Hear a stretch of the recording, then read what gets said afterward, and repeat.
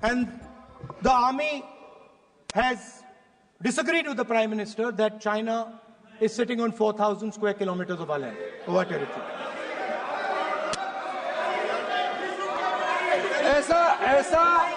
ऐसा इस सदन में अब मन चाहे बात नहीं बोल सकते हैं। ये बिल्कुल ठीक नहीं है सर। ये सीरियस मामला है। आप फॉरेन पॉलिसी पे, बॉर्डर इश्यू पर आप अपना कैसे मजाक बात कर सकते हैं? अपना मन गढ़ंत कहानी आप बना के बोल रहे हैं। ये तो बहुत सीरियस मामला है। विदेशी प्रतिपक्ष के नेता जो आप विषय बोल रहे हैं, उसके तथ्यों को सदन के पटल पे रखना। आप पानी अनुरोध है, लीडर ऑपोजिशन बोले, हम लोग शांति से सुनेंगे। ये आपका अधिकार है बोलने का, मगर आप मन चाहे ऐसा सीरियस इशू पे कैसे बोल सकते हैं? ये सीरियस मामला है। आप सदन में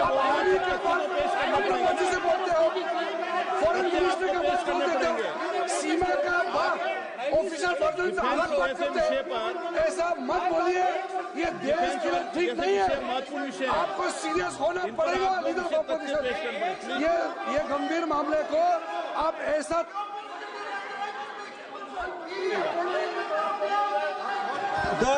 The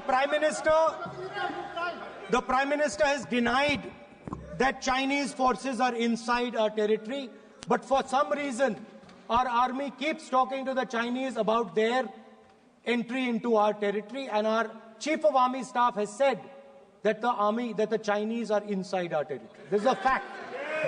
This is not invention, this is a fact. Now, but the reason China is inside our territory is important. Because people think that wars are fought between armies and their weapons. But the fact of the matter is that wars are fought by industrial systems. The fact of the matter is that China has an industrial system that is far stronger, far bigger than our industrial system. And that is why they have the guts to come inside this country. The reason China is sitting inside this country is because Make in India has failed. The reason China is sitting inside this country is because India is refusing to produce. And I'm worried that India is going to give up this revolution to the Chinese once again. The reason I made this reference is because everything is connected. If and when we fight a war with China, we will be fighting with Chinese electric motors, Chinese batteries, Chinese optics, and we will be buying Chinese motors, Chinese optics, Chinese batteries. It is a non-sustainable proposition. That is why, for our security, for the future of our children, for the future of our country, we have to build a production system, and we cannot allow this revolution to go by. Now, the next step, we have a strategic partner called the United States. The partnership should focus on how India and the United States can work together to take advantage of this revolution. That is what the conversation should be on. Please understand that India is as important as the United States for the simple reason that they cannot build an industrial system without us. They cannot build a production system without us. No matter what they say, the Americans simply cannot do what India can do because their cost structure is much, much, much more expensive than ours. We can build things that the Americans would never imagine. India can do that. So that would be the first part of a president's address. We would talk to the youngsters in India and say to them, we want you to be partners in this revolution. We want to change the Indian banking system so you can have access to it. And we believe in you, we trust in you, and we believe you can take on the Chinese. That's the first part. The second part would be about participation. We have done a caste census in Telangana, and what we have found is shocking. Almost 90% of Telangana is either Dalit, Adivasi, backward, or minority. Almost 90%. And I am convinced that that is the story across the country. I am absolutely convinced that the OBC population of this country is not one less than 50%, possibly 55%. 16% are Dalits, 9% are Adivasis, 15% are minorities. Last budget, there was a photograph. You remember the photograph? Of course. वो मक्खन बांटने वाली, हलवा बांटने वाली photo. मैं हैरान हो गया कि इस बार फोटो ही हटा दी. हलवा खिलाया मगर दिखाया नहीं किसको खिला रहे. प्लीज. तो at the center of any new development paradigm for this country, which runs parallel with the production paradigm I spoke of, which works together with the production paradigm I spoke of, is the participation of lower castes, OBCs, Dalits, Adivasis in the wealth of this country. If we look at the largest corporates in this country, they're all owned. None of them are owned by OBCs. None of them are owned by Dalits. None of them are owned by tribals. If we look at the biggest media companies that support the Prime Minister, every day we see the Prime Minister's pleasant face, smiling face on these media. None of them are owned by OBCs. None of them are owned by Dalits. None of them are owned by Adivasis. This is a fact. So central to any new development paradigm is the architecture of a new paradigm. And that architecture of the new paradigm can only be built once the caste census is placed on this table. Because once the caste census is placed on the table, we will know exactly how much of this country's wealth, how much of this country's power, how many of this country's institutions are owned by 90% of this country. There are OBC MPs in the BJP. There are OBC MPs in the BJP. There are Dalit MPs in the BJP. There are Adivasi MPs in the BJP. Remember, you are OBCs, you have 50% of the population, and you have absolutely no power. I know that you're sitting there and you cannot even open your mouth. That is the truth of the country. प्रधानमंत्री का चेहरा आपको दिखाई नहीं देता है. जाति जनगणना, प्रधानमंत्री का चेहरा आपको दिखाई नहीं देता है. आर्किटेक्चर, अंधे हो गए. Participation revolution in this country that we are going to bring. ये अंधेरा हो गया है. पार्लियामेंट में है. ये कुछ दिखता नहीं है. सोनिया गांधी, प्रियंका, ये लीडर ऑपोजिशन को कुछ दिखाई नहीं देता है. ओबीसी बात करते हैं. So the idea is, Speaker sir, the idea.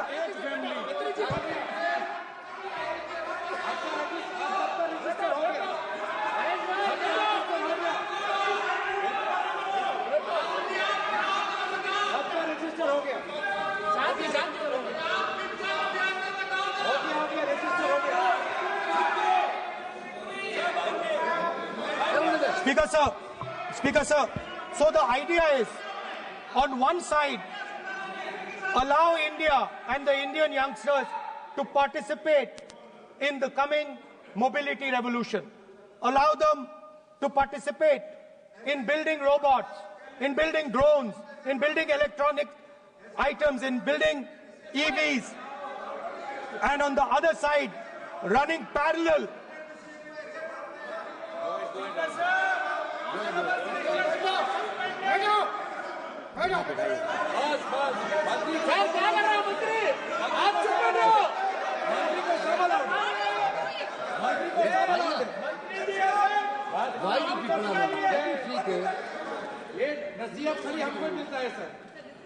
मैंने उनको ही मना the country, Speaker sir. ऐसा नहीं है, So, आप भी बहुत डिस्टर्बेंस करते हैं.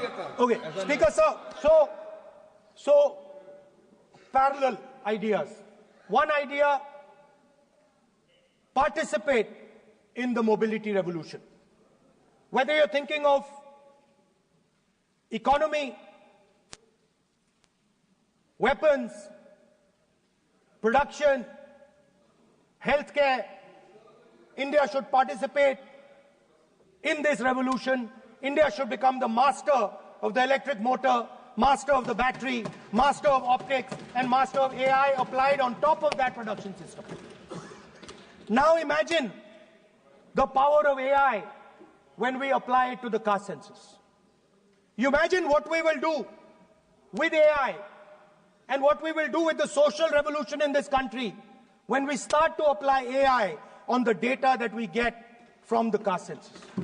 So we are going to run a parallel track. On one side, participation, revolutionizing the participation of Dalits, OBCs, Adivasis in the ruling of this country, in the institutions of this country, in distribution of wealth of this country. And on the other side, parallel track, challenge the Chinese and participate in the revolution and defeat the Chinese in electric motors, batteries, solar panels, and wind. So that is the first two parts of any presidential election address that any India Gathbandhan leader would give you. The final, of course, we go back to the Constitution. This, our favorite, just like the production system is a weapon, just like Jati Jangarna is a weapon of transformation, this is what the entire architecture is built on. I remember before the elections, all of you were saying 400 par, and you were saying you would change this. And then I was glad to see that the Prime Minister walked in and then was forced to bow his head in front of the Constitution. It was a moment of pride for all Congress people that we had explained to the Prime Minister and to the whole country that no force will dare touch this. I know that the RSS has never accepted this.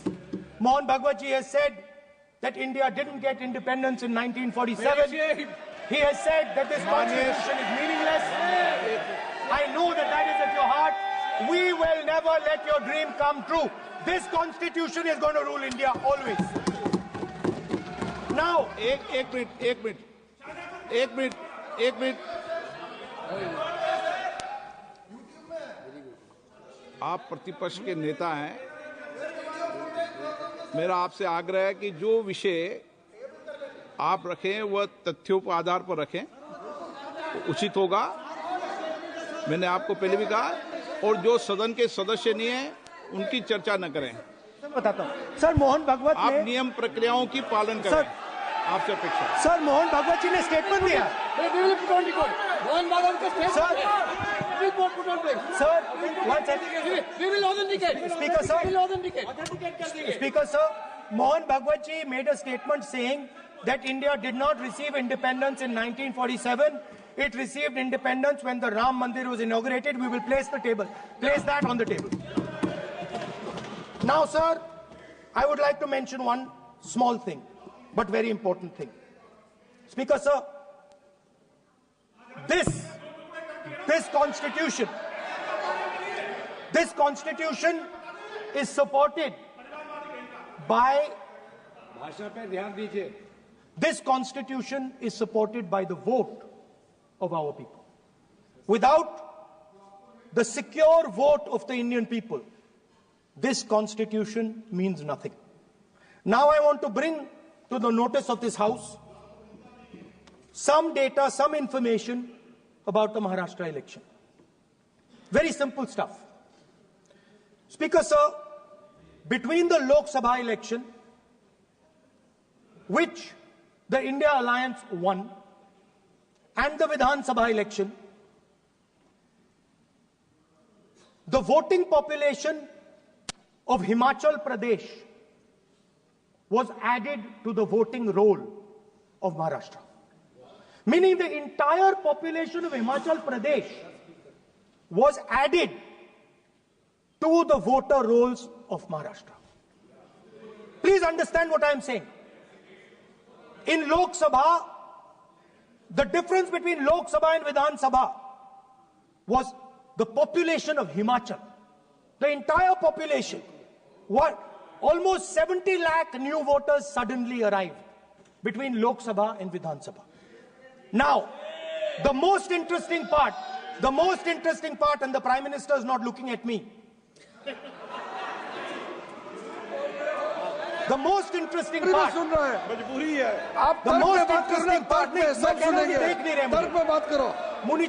suddenly. The most interesting part is,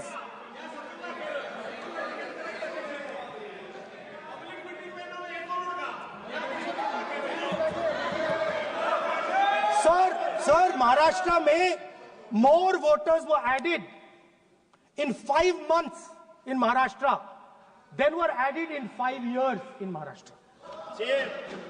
जितने 5 साल में add हुए उससे ज्यादा 5 महीने में add हुए, आखिरी 5 महीने में लोकसभा चुनाव के बाद। सर, एक बिल्डिंग है सर शिरडी में, एक बिल्डिंग में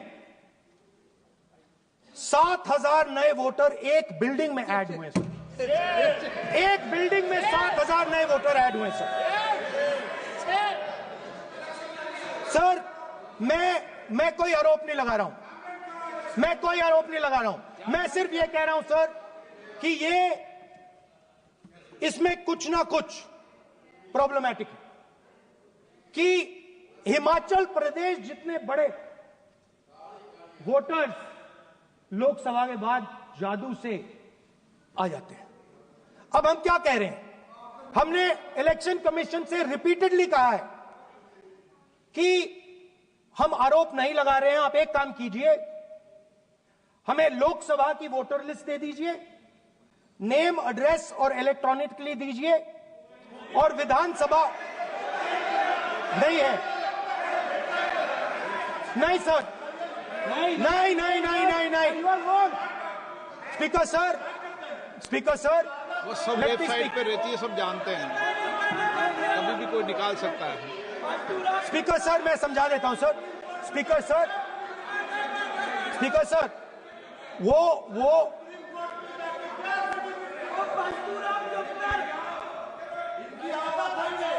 Speaker sir, we have asked. Speaker sir.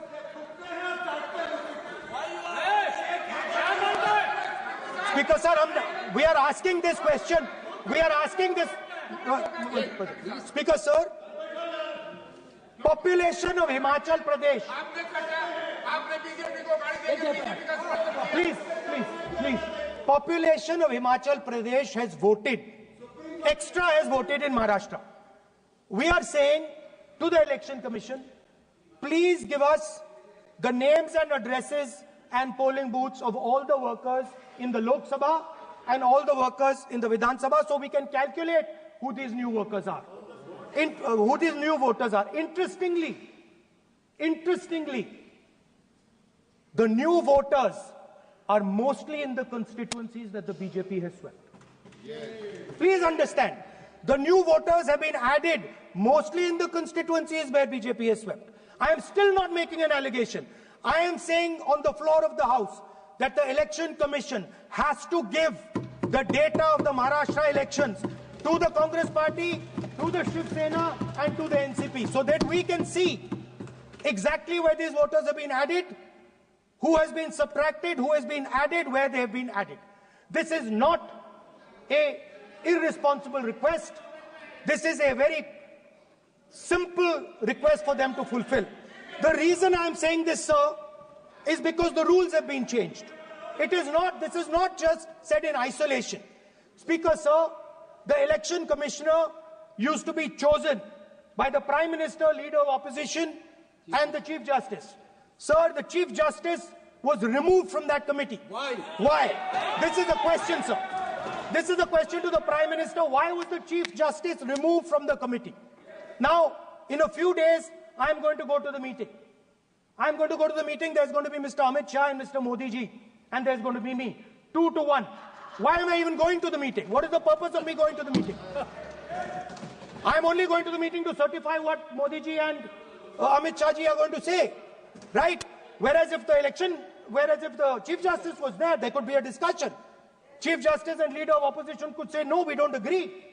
So there seems to be a calculated strategy. Now, just prior to the Lok Sabha, the election commissioner was changed and 2 new election commissioners were placed. Yes.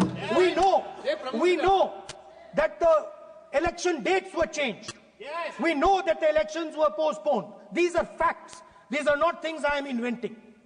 So, in order to safeguard this constitution, the entire opposition requests the data for the Maharashtra election. We request the data and the electoral voter list for Lok Sabha and the corresponding list for Vidhan Sabha. And I am very confident that the Election Commission will not give us this information. Speaker sir, that is broadly. So the third element of our President's address would be a determined defense of India's institutions, of our democratic system, and a re-look at our entire democratic framework, and the looking again at all the institutions that have been taken away from the people of India. So those would be the type of things that we would say in a presidential address. I'd like to finally say one thing. In the last, थोड़ा बढ़ा देता हूँ. अब मैं थोड़ा और खींचूंगा. अब और खींचूंगा थोड़ा. अब और खींचूंगा. So in the last, there is a background, a philosophical background to what I am saying.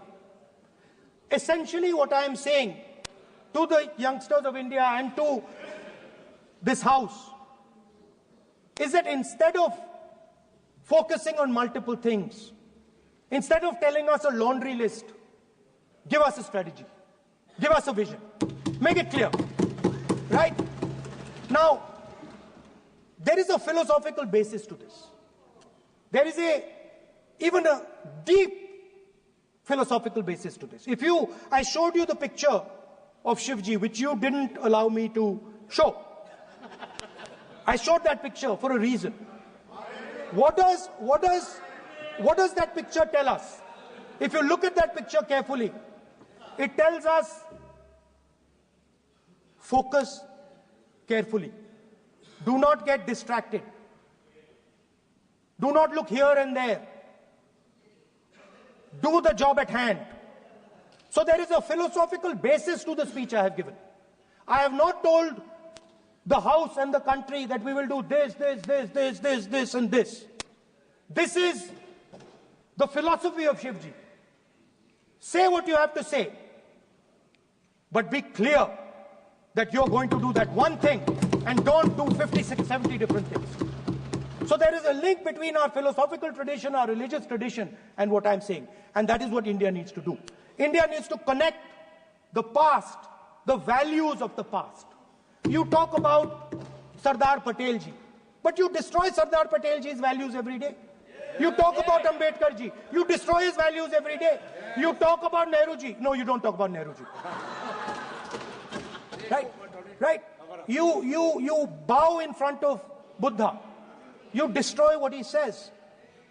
So the point is, you have to be truthful to what you are, right? And it is important that when you are giving a way forward to the nation, there is clarity of purpose. There is no hatred, there is no violence, there is no anger, because these things are destroying our country. So my speech has not been angry, has not been nasty. My speech has been very polite, very kind, and I thank the Prime Minister for coming and listening to it. माननीय श्री नरेश चंद पटेल,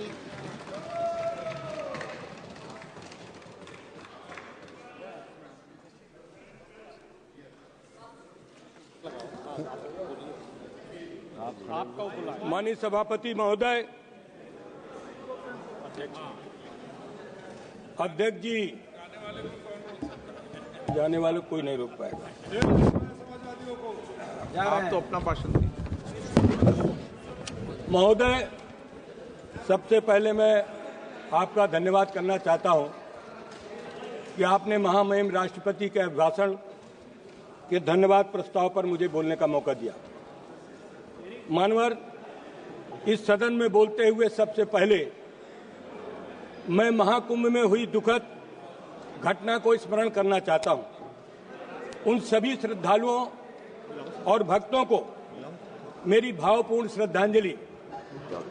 मानवर, जिन्होंने अपने जीवन की आस्था और भक्ति के साथ पवित्र स्नान करने का संकल्प लिया था, लेकिन दुर्भाग्यवश प्रशासनिक कुप्रबंधन और लापरवाही के चलते वो काल के गाल में समा गए। मानवर, ये कोई प्राकृतिक आपदा नहीं थी, बल्कि सरकार की नाकामी का ये एक जीता जागता उदाहरण था। महाकुंभ, जिसे दुनिया का सबसे बड़ा आध्यात्मिक आयोजन माना जाता है, जो लाखों करोड़ों श्रद्धालुओं की आस्था और विश्वास का केंद्र है, ये केवल एक धार्मिक आयोजन नहीं था, बल्कि भारत की सांस्कृतिक और आध्यात्मिक धरोहर का प्रतीक है। परंतु जिस प्रकार की अव्यवस्था इस बार रही, वो न केवल दुर्भाग्यपूर्ण है, बल्कि सरकार की संवेदनशीलहीनता और प्रशासनिक कुप्रबंधन को उजागर करती है। मानवर, क्या यह सरकार को पता नहीं था कि इतने विशाल आयोजन में भारी संख्या में श्रद्धालु आएंगे? क्या योजनाएं केवल कागज में बनती हैं, जो जमीनी स्तर पर कुछ नहीं है? मानवर, इस महाकुंभ में बड़ी बड़ी बातें की गई कि हम इस तरीके का प्रबंधन कर रहे हैं, लेकिन आज तक सरकार ने महाकुंभ में मरने वालों की सूची जारी नहीं की। हमारे नेता माननीय अखिलेश यादव जी ने सदन में पहले दिन कहा था कि महाकुंभ पर चर्चा हो। ये दुनिया का बड़ा मेला, इस मेले में इतनी बड़ी अव्यवस्था, डबल इंजन की सरकार, और डबल इंजन की सरकार में जिस तरीके का जनता के साथ मजाक हुआ, ये घोर निंदनीय है। मानवर, इस सरकार में असफलताओं की बहुत लंबी सूची है। मानवर, शिक्षा जो किसी राष्ट्र की बुनियाद होती है, आज भ्रष्टाचार की गर्त में जा चुकी है। हर प्रतियोगी परीक्षा में मानवर मजाक बनकर रह गई है। मानवर, बिहार से लेकर उत्तर प्रदेश, महाराष्ट्र, गुजरात में जगह जगह पेपर लीक हो रहे हैं। सरकार ने एनटीए, नेशनल टेस्टिंग एजेंसी का गठन बड़े बड़े वादों के साथ होते कहा गया। मानवर, ये संस्था निष्पक्षता, पारदर्शिता की नई मिसाल कायम करेगी, लेकिन आज ये हालत है कि परीक्षा प्रारंभ होने से पहले ही सोशल मीडिया में पेपर लीक हो जाते हैं। क्या यही सरकार की पारदर्शिता है? क्या यही डिजिटल इंडिया का सच है? नीट की परीक्षा, जो लाखों छात्रों के मेडिकल के करियर को भविष्य तय करती है, उसके बार बार पेपर लीक की घटनाएं होती हैं।